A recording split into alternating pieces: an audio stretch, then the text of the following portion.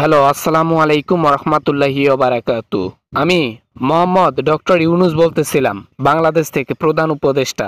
কে বলছেন? ওয়ালাইকুম আসসালাম রহমতুল্লাহি ওয়া বারাকাতু। আমি কাউয়া কাদের বলতেছিলাম। আমার বাড়ি ঘর দোর যা আছে সব ধুলোসাৎ করে দিয়েছে। মানুষ কি পাইলো? আমাদের বাড়ি ঘর দোর এভাবে জ্বালানো পোড়ানো হচ্ছে কেন? এতদিন মানুষকে তোমরা টর্চার করছো, মানুষের পকেট ফাঁকা করছো, মানুষকে হত্যা করছো, মানুষের বুকের ধন ছেলে সন্তান সবাইকে খুন করছো। এখন জনগণের পালা। এত কিছু বাংলাদেশের জনগণ করতেছে, আপনি কোনো আইনের পদক্ষেপ নিচ্ছেন না, চুপচাপ শুধু তামাশা দেখতেছেন। এটা তো ঠিক না। আইন বলে কিন্তু একটা ব্যাপার থাকে।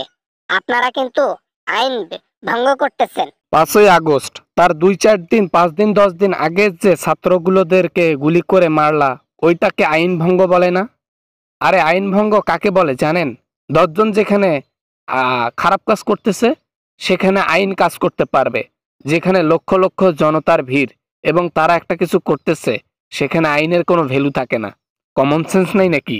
এরকম যদি ব্যবহার করে বাংলাদেশের পাবলিকরা, জনগণেরা, তাহলে আমরা কিভাবে দেশের মধ্যে ফিরে নির্বাচন করব? আমাদেরও তো একটা ইচ্ছা থাকে, বাসায় গিয়ে নির্বাচন করি, দেশে গিয়ে নির্বাচন করি। সেটা মনে হয় না। কোন রকমে দেশ ছেড়ে পালাই গেছেন, এখনো মুখের মধ্যে নির্বাচন নামটা রেখে দিয়েছেন। আরে বাংলাদেশে আপনাদের একটা ভিডিও লঞ্চের পরের অবস্থা তো দেখতেছেন।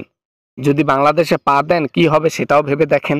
ডক্টর ইউনূস, তুমি কি আমাকে ভয় দেখাও? হ্যাঁ, তুমি কি আমাকে ভয় দেখাও? আমরা দেশের মধ্যে না যাই আর তোমরা দেশটাকে ভোগ করবা, জনগণকে হাতাইয়া নিয়া দেশটাকে ধ্বংস করবা। বুঝি তো। আল্লাহ তাআলা কয়দিন জানি আমাকে বাঁচিয়ে রাখছে, হয়তোবা এই দায়িত্বটা নেবার জন্য আল্লাহ তাআলা এতদিন বেঁচে রেখেছিল। মানুষের ভালো করব ইনশাআল্লাহ, মরে যাব তাও একটা খারাপ কাজ করব না তোদের মতো। আমাদের বাসা ভাঙচুর হচ্ছে, এগুলার কোনো বিচার নাই। অথচ আমরা গণহত্যা করেছি, কয়টা মানুষকে মেরেছি, তার জন্য বিচার বৈঠক বসাতে হবে? এই কয়টা মানুষের জন্য? ওদের চাইতে আমাদের জীবনের মূল্য বেশি। এই যে কাউয়া কাদের, তুমি যে এই কথাটা বললা না, এই কথাটা আমার সামনে এসে বলো, দেশের মাটিতে পা রেখে বলো, তাহলে বুঝবো তুমি এক বাপের এক সন্তান। এরকম আজে বাজে কথা বলার জন্য ফোন দিছো? হে, ফোন রেখে দাও তাড়াতাড়ি। না, ফোন রেখে দেব না। আমাদের বাড়ি ঘরদোর কেন ভাঙা হলো? আমাদের বাড়ি ঘরদোর কেন ধ্বংস করে দেওয়া হলো? ধুলোসাৎ করে দেওয়া হলো কেন? আমাদের সম্পদকে নষ্ট করা হচ্ছে। বাংলাদেশের মানুষ যা ইচ্ছা তা করতে পারে না?